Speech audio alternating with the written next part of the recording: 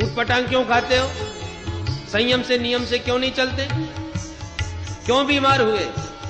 अरे भाई नियम संयम से चलते तो फिर बीमारी क्यों होते?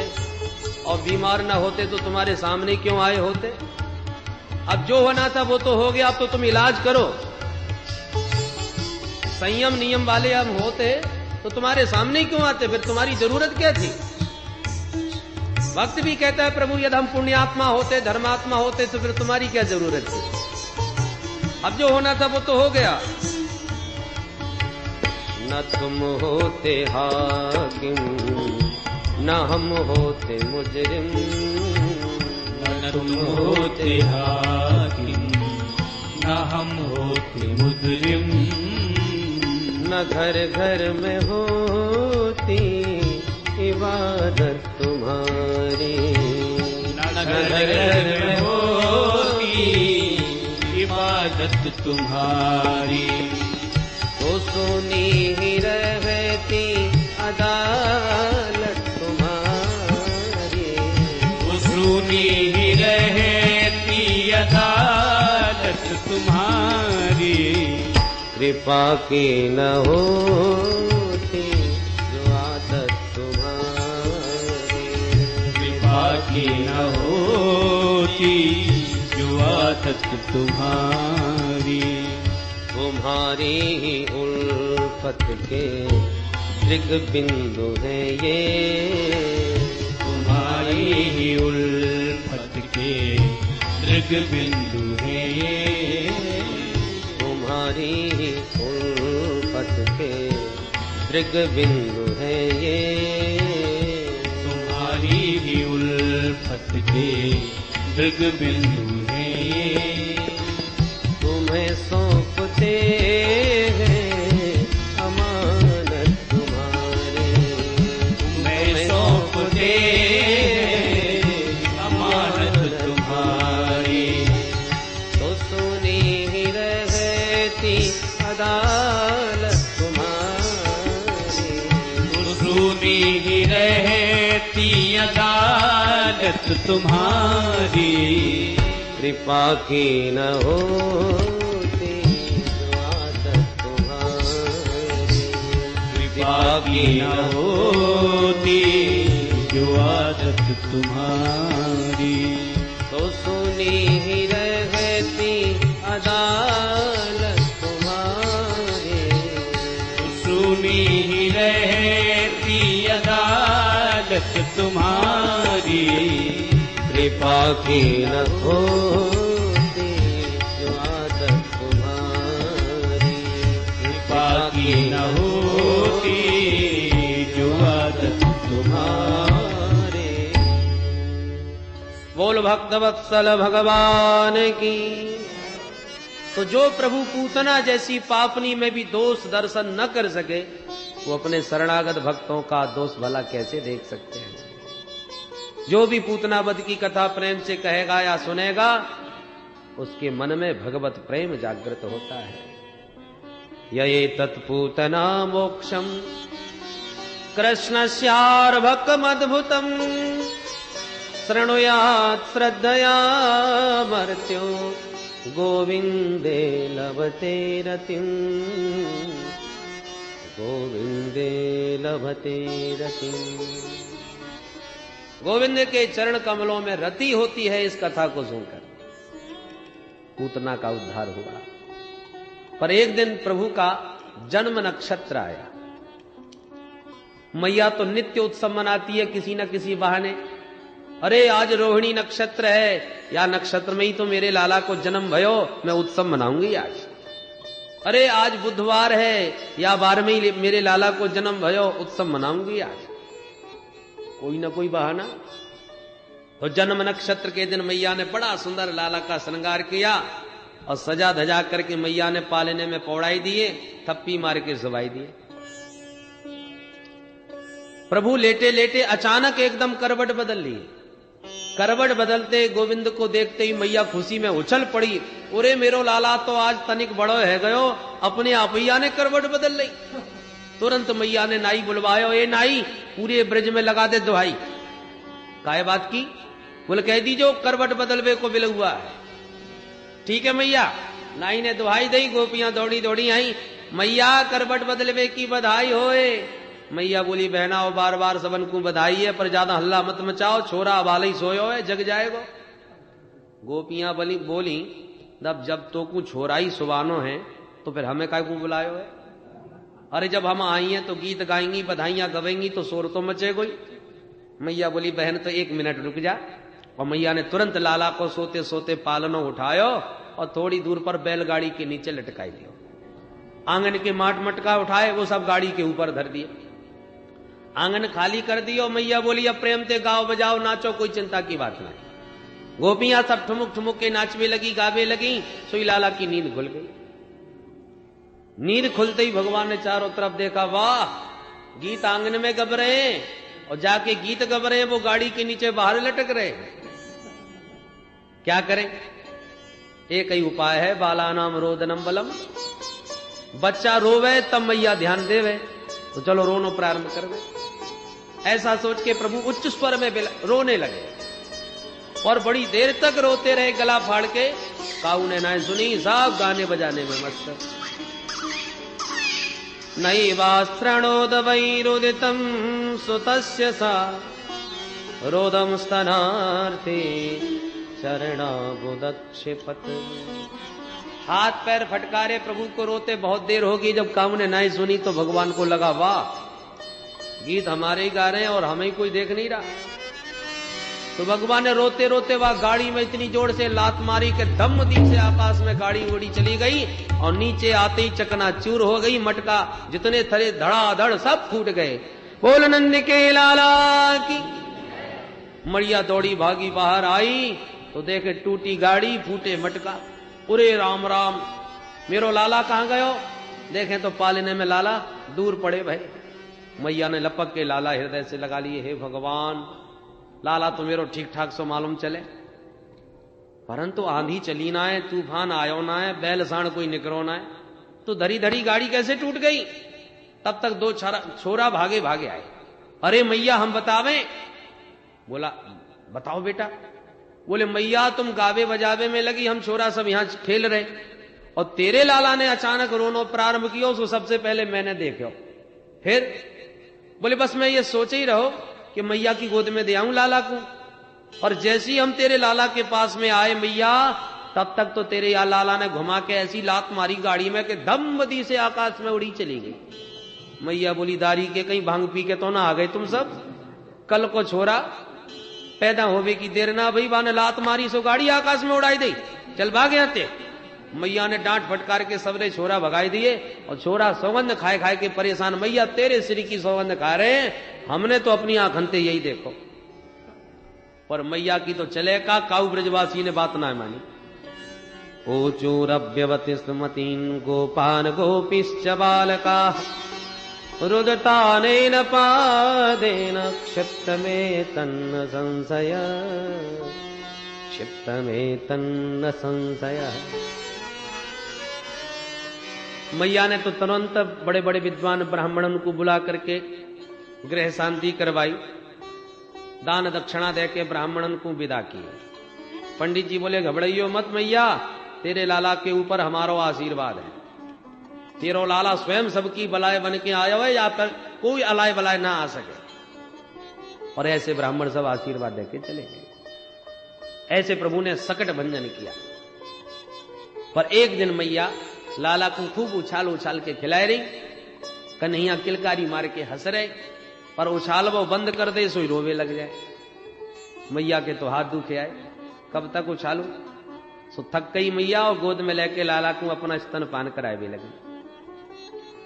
मुग्ध हुए माधव मैया का दुग्ध पान कर रहे थे, स्तन पान कर रहे थे कि तिरछी निगाह से देखा, ओहो मामा जी ने उड़न खटोला भेज दियो हमारे ताई। क्या दिखाई पड़ा कि एक चक्रवात का रूप धारण किए बड़ा भारी तृणावर्त नाम का दैत्य चला रहा है। गोल गोल आंधी का रूप बनाए। भगवान मन में मुस्कुराए कि मैया तो ज्यादा दूर ना उछाल सकी, सो मामा जी ने उड़न खटोला भेज दियो। अब मैया गोद से नीचे उतार दे तो ने हम घूमी आवे, पर मैया उतारती ही नहीं। तो धीरे धीरे प्रभु ने अपना वजन बढ़ाना प्रारंभ कर दिया। गरिमाणम शिशोर्बोडुम न से गिरकूटवत। इतने भारी हो गए प्रभु कि मैया को गोदी में रखना मुश्किल पड़ गया। भूमौ निधाय तम गोपी विस्मिता भार पीड़िता। लाला को उठा के धरती में बैठा के मैया आंख फाड़ के देखने लगी, हे भगवान मेरो हल्को फुल्को नेक्सो छोरा अचानक इतनो वजनदार कैसे है गयो। अब हाली तो मैं याकू उछाल उछाल के खिला रही, अब तो मेरी गोदी में ही ना बने ये। मैया ने के मन को मोहित कर दिया माधव ने। तो मां को भ्रम हो गया, अरे राम राम 2 घंटा से बैठी बैठी याकू दूध जो पिवाए रही है, मालूम पड़े ज्यादा दूध पी गयो सो ज्यादा भारी है गए। सो आंगन में उतार के मैया बोली, बेटा खेल कूद के दूध हजम कर ले, जब हल्को है जाएगा तब गोदी लूंगी। और आंगन में छोड़ के मैया भीतर गृह कार्यों में चली गई। तृणावर्त को मिल गया अवसर, वेग से आया, उड़ा के भगवान को कंधे पर बैठा के ले गया आकाश में। भगवान भी उड़े चले गए और तृणावर्त के कंधे पर बैठे बैठे पूरा ब्रज प्रदेश देखने लगे। ये ललिता को घर, ये विशाखा को घर, ये मधुमंगल को घर, ये छिपी गली, ये प्रेम गली, सबरी गली और सबरे मोहल्ले एक एक भगवान ने घूम लिए तृणावर्त की पीठ पर जैसे ही मथुरा की ओर भागने लगा सोई भगवान ने गर्दन दबाई और वजन बढ़ाया। धीरे धीरे इतने वजनदार हो गए भगवान की तृणावर्त घबरा गया। मन में संकित होने लगा कि जल्दी जल्दी में कहीं बालक के धोखे में कोई काला पत्थर तो नहीं उठा लाया नंद के आंगन का। ये बालक है कि पहाड़, पीछे मुड़ के देखता है बार बार। भगवान को हंसी आने लगी, मेरे भक्त पत्थर में भी मुझे देखते हैं और ये मूर्ख मुझ में पत्थर देख रहा है, चलो इसकी खोपड़ी पत्थर से ही पटकूं। इतनी जोर से गर्दन दबाई कि तम अंतरिक्षात् पतितम शिलाया विशीर्ण सर्वावयवम करालम पुरम यथा रुद्र सरेण विद्धम स्त्रियो रुदत्यो ददृशु समेता। छटपटाता हुआ धम्मुदी से पत्थर पर आकर के सिर पड़ा इस तृणावर्त का और गिरते ही गोविंदाय नमो नमः। बोल कृष्ण बलदेव की। तृणावर्त का अंत हुआ, तूफान शांत हुआ, मैया दौड़ के बाहर आई और बाहर आके जब मरा हुआ तृणावर्त देखा, लाला को खड़ा हुआ देखा, मैया ने लपक के लाला को गोद में उठा लिया। हे भगवान हमो को पक्को विश्वास है गयो, को काउगे न मारे, पापी अपने पाप से स्वयं मर जाओ।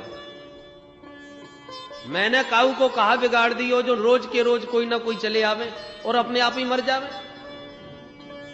हिंसस्व पापेन विहिंसतः खलः साधु समत्वेन भयाद् विमुच्यते। ऐसे अपने मन को समझाती हुई मैया लाला को घर लाई। इसी प्रकार एक दिन मैया लाला को प्रेम से स्तनपान करा रही थी। बड़ी देर हो गई। मैया जब लाला को स्तन पिलाना बंद करती हैं तो लाला रोने लगते हैं, मैया फिर पिला भी लग जाए। अब मैया दूध भी पिला रही है और घबरा भी रही है कि लाला को पेट खराब ना हो जाए, बड़ी देर से दूध पी रहे हो, ज्यादा दूध पिएगो तो पेट खराब है जाएगा। तो मैया ने कहा कि ओ मैया, दूध पिलाती पिलाती लाला के तलवे, पांव के तलवे में धीरे धीरे उंगली फेरने लगी तो लाला को गुलगुली लगी और हंसी आ गई। हंसी आ गई तो स्तन अपने आप मुंह से छूट गया। मैया प्रसन्न है गई कि लाला हंसते रहे और दूध पीना भी छोड़ दिए। पर हंसते हुए लाला का मुखमंडल जब मैया ने ध्यान से देखा तो खिलखिलाते लाला के मुख के भीतर सारा ब्रह्मांड दिखाई पड़ गया। मैया घबरा गई, हे भगवान ये नदी पहाड़ कैसे दिखे। डर के मारे मैया ने तुरंत आंखें बंद कर ली तो भगवान ने भी मुख बंद कर लिया। एक झलक दिखा दी, मानो प्रभु कहना चाहते मैया तू मेरे पेट खराब की चिंता मत कर, देख मेरो पेट कितना बड़ो, तेरे इस स्तन के पान करने से मैं ही तृप्त नहीं हो रहा, अभी तो विश्व ब्रह्मांड के अनंत जीव तृप्त हो रहे हैं। 2 बार विश्व दर्शन कराया है प्रभु ने मैया को अपने स्त्री मुख में। एक बार यहां दूध पीते, दूसरी बार मिट्टी खाने के बाद। पर इधर मथुरा में वसुदेव जी एक एक दिन गिनते हुए विचार करते हैं, आज मेरो लाला पूरे 1 वर्ष को है गयो होएगो। अब भगवान जाने बा को कहा नाम धरे हो। तो अपने कुल पुरोहित गर्गाचार्य जी के पास गए। महाराज जी आप तो सब जानो, आप तो त्रिकालज्ञ हो, बड़ी कृपा होगी यदि आप ब्रज में चले जाओ और गोकुल में नंद बाबा के घर जाके मेरे छोरा को नामकरण कर जाओ। महाराज गर्गाचार्य जी बोले ठीक है चले जाएंगे। गर्गाचार्य जी वसुदेव जी से प्रेरित होकर आए नंद भवन। गोकुल में जैसे ही नंद भवन पहुंचे, नंद बाबा ने गर्गाचार्य जी को बड़ो भारी स्वागत कियो। नंद बाबा तो संत ब्राह्मण के अनन्य भक्त। आओ आओ महाराज, बड़ी कृपा करी, खूब दर्शन दिए महाराज, अहो भाग्य हमारे जो आप पधारे। पूजन कियो विधिवत। नंद बाबा बोले महाराज आपके आशीर्वाद से मेरे घर में 2 छोरा हैं। तनिक ने उनके ग्रह बताओ कैसे कहा चल रहे हैं। जब से आए तब से कोई ना कोई उत्पात हो तो ही रहे महाराज। बाबा बोले कहा नाम रखो है अपने छोरा को, कौन राशि है? नंद बाबा बोले अरे नाम धरवे को तो ध्यान ही ना धरो। कहा कहीं छोरा को नाम ही ना है? बोले हाँ महाराज साल भर को है गयो, अब तक तो नाम धरो ना है। बाबा खूब हंसे, जय हो नंद बाबा। 1 साल को छोरा है गयो, अब तक नाम ही ना वाको। नंद बाबा बोले महाराज अब आप जैसे संत पधारे हो तो हम तो प्रार्थना करेंगे आप ही आज नाम रख जाओ। गर्गाचार्य जी बोले वो तो हम रख देंगे, परंतु हमारी एक शर्त है। कहा? बोले भाई तुम जानो हम यदुवंशियन के आचार्य हैं। यदूनाम हमाचार्य ख्यातश्च भुवि सर्वतः सुतम मया संस्कृतम ते मन्यते देवकी सुतम। भाई हम यदुवंश के आचार्य हैं, तेरे छोरा को नाम कैसे रख देंगे?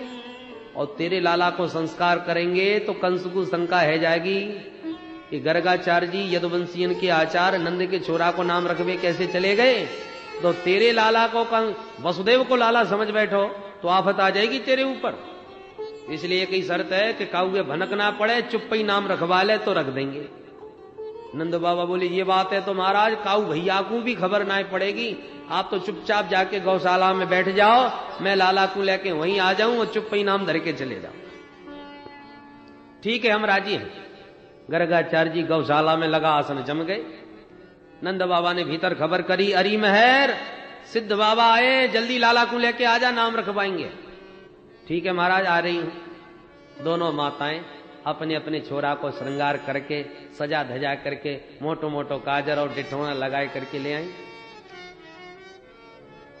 जैसे ही गर्गाचार्य जी के निकट तक पहुंची, वहां के बीच में ही आपस में बातें करने लगी। बहना या बाबा को बड़ो नाम सुन राखो है, चलो आज या बाबा की कछु परीक्षा ली जाए। कैसे?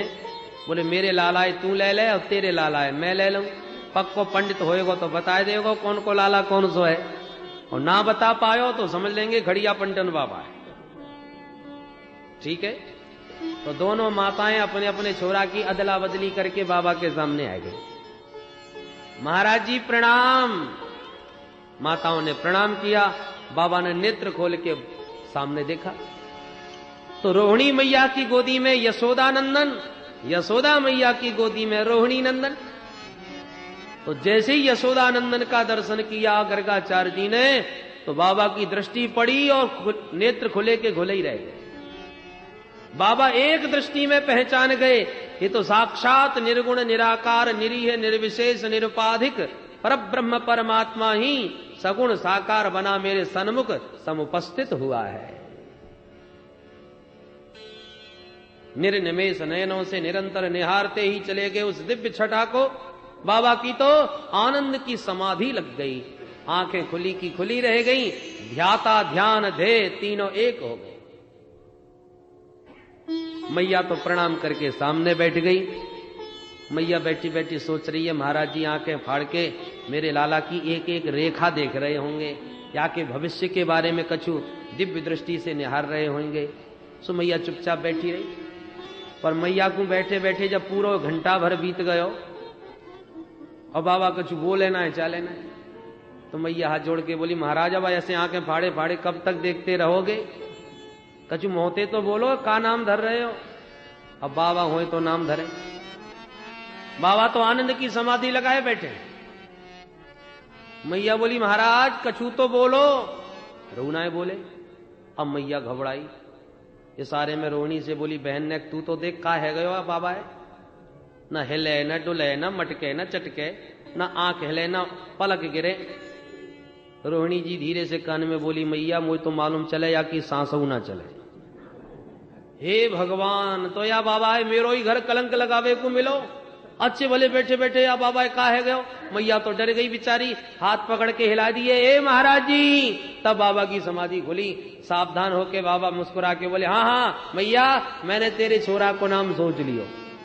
मैया बोली जय हो महाराज, ऐसे नाम सोचो कि मैं ही सोच में पड़ गई। अब बाबा कृपा करके जल्दी बताओ कहा नाम विचार किया है आपने। बाबा मन ही मन सोचने लगे, आया था नाम देवे को और याकू देख करके तो मैं अपनो ही नाम भूल गयो। आलोपितम पुनः ममई बनाम। जैसे तैसे गर्गाचार्य जी अपने आप को संभाल करके पुनः दोनों बालकों को निहारने लगे और देखते ही मन मुस्कुराए, ये अदला बदली कैसी दिख रही है, कहीं हमारी परीक्षा तो नहीं हो रही है। सो तुरंत यशोदा मैया से बोले सुन यशोदा, अयम ही रोहिणी पुत्रो रमयन सुहृदो गुणै आख्यास्यते रामेति बलाधिक्याद् बलं विदुः बलाधिक्याद् बलं विदुः। अरे मैया तेरी गोदी में जो लाला है ना, ये निश्चित रूप से रोहिणी को लाला है। जो इतना सुना मैया मुस्कुरा के रोहिणी की तरफ देखने लगी, बहना पक्को पंडित निकलो, खड़िया पंडित ना है, देख ले एक दृष्टि में ही कितनी जल्दी याने पहचान लियो कि ये तेरो छोरा है। और मैया जोर से हंस के बोली हाँ बाबा आपने बिल्कुल ठीक कही, ये है तो रोहिणी कोई छोरा, पर हम दोनों बहना अपने छोरन में नेकऊ अंतर ना है समझे, एक ही माया मानो महाराज। अब तो ये बताओ यहाँ को नाम का रख रहे हो। बाबा बोले मैया ये छोरा आगे चल के बहुत बलवान निकसेगो, सो या को नाम हम बलराम रख रहे हैं, बलाधिक्यात बलम विदुः। और कछु या से संकर्षण भी कहो करेंगे मैया। अच्छा महाराज अब जल्दी से आज छोटे छोरा को नाम और बताए दो। बाबा बोले मैया भैया के नामन की मत पूछे, बहूनि संति नामानि रूपाणि च सुतस्य ते गुणकर्मानुरूपाणि तान्यहं वेदनो जना गुणकर्मानुरूपाणि तान्यहं वेदनो जना। भैया ये तेरो छोटो छोरा है ना, यहाँ के तो हजारन नाम पड़ेंगे, इनके नाम अनेक अनूपा। कहां तक के नाम भैया? गोपाल सहस्त्र नाम, विष्णु सहस्त्र नाम, सब यही के नाम अंते भरे पड़े। मैया हाथ जोड़ के बोली बाबा मोई हजारन नामन की कोई जरूरत ना है, वो तो चोखो सो अच्छो सो एक नाम बताए दो बढ़िया। बाबा बोले तो या समय नाम रख रहे हैं हम या को कृष्ण। मैया बोली हे भगवान ये कृष्ण कहवे में मेरी तो जीव ही पलटा खा जाएगी, का मतलब होए महाराज कृष्ण को? बाबा बोले मैया कृष्ण को मतलब होए कर्षयति इति कृष्ण, जो देखते ही सबको मन सबको चित्त अपनी ओर आकर्षित कर ले वाको नाम कृष्ण, कर्षयति इति कृष्ण। और सुन मैया ये तेरे लाला को हर युग में जन्म होयो करे, सतयुग द्वापर त्रेता हर युग में आयो करे। और बाबा के अचानक मुंह से निकल गया कि ये तो वसुदेव को लाला, तब तक भगवान बोले सोई बाबा संभल गए और बात घुमा करके बोले सुन सुन भैया ये तेरो लाला काऊ जन्म में वसुदेव को छोरा भयो होयो। प्रागयम वसुदेवस्य क्वचित जातस्तवात्मजः वासुदेव इति श्रीमान् न विज्ञासं प्रचक्षते। भैया काऊ जन्म में वसुदेव को लाला भयो होएगो, सो या को नाम आज भी वासुदेव कृष्ण पड़ेगा। मैया बोली काऊ जन्म से मोई का मतलब या समय तो मेरो ही है ना? हाँ हाँ मैया या समय तो निश्चित तेरो है। मैया बोली बस अब ज्यादा भविष्यवाणी मोह ना सुननी महाराज। और दंडवत प्रणाम करेगा मैया तो भीतर आई और रोहिणी से बोली बहना ये बाबा है तो महान पंडित, ये तो माननी पड़ेगी। कौन को लाला कौन सो है एक निगाह में जाने बता दिया। नाम जरूर टेढ़े मेढ़े से धर दिए, पर मैंने भी 2 नाम सोच लिए। कहा बोले महाराज ने नाम धरे हैं कृष्ण बलराम और मैंने नाम रख दिए कनुआ और बलुआ। बिल्कुल सीधे सीधे नाम, एक कनुआ एक बलुआ। बोलबे मैंने को परेशानी ना पड़े। तो मैया कृष्ण बलराम की जगह कनुआ बलुआ कहे लगे। छोरा को चाहे जितना बढ़िया सोच के नाम धर लो, पर मैया के घर को लाड़ को नाम अलग गई होए। कृष्ण की जगह कनुआ, कन्हैया, कान्हा, ये सब मैया के लाड़ के नाम हैं। बोल कृष्ण बलदेव की। इस प्रकार से नामकरण करके उस दिव्य छटा को हृदयंगम किए श्री गर्गाचार्य जी चले गए।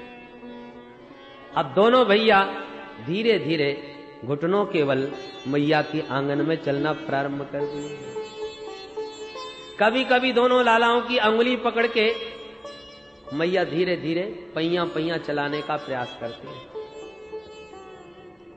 मोटा मोटा जब काजर लगाती हैं, डिठौना लगाती हैं, मोर पंखी पहना देती हैं, कमर में करधनी और चरणों में नन्हे नन्हे नूपुर जब बांध देती हैं और फिर जब हाथ पकड़ के अंगुली पकड़ के मैया चलाना सिखाती हैं, तो दोनों लालाओं की सुंदर पैजनियों की झनकार से पूरा आंगन झनकृत हो जाता है। सारे देवता ये दृश्य देख देख के निहाल हो जाते हैं। वाह, जो सारे जगत को अपने इशारों पर नचाता है, आज मैया उसे चलना सिखा रही। कालेन व्रजतापेन गोकुले राम के सबौ जानोभ्याम सह पाणिभ्याम रिंगमाणौ विजग्रतु। दोनों भैया मैया का हाथ पकड़ के अंगुली पकड़ के चलना सीख रहे हैं। कैसी अद्भुत छटा हो रही है आंगन में दोनों भाइयों की। आइए सूरदास जी के शब्दों में इस दिव्य झांकी का हम सब मिल करके दर्शन करें। रोन झोन रोन झोन झनन झनन झन बाजत है पैजनिया। रोन झोन रोन झोन झनन झन बाजत है। भाव के साथ सब गाइए।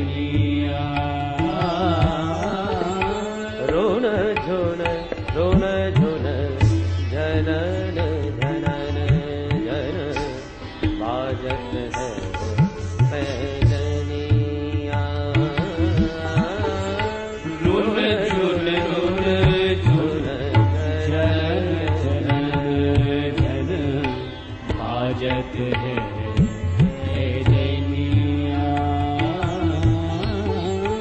मातु जसोदा चलन सिखावे माते यशोदा झनन झनन झन बाजत है पैजनिया। रोन रोन रोन झोन झनन झन बाजत है पैजनिया। पीत झंगुरिया तन पर सो है।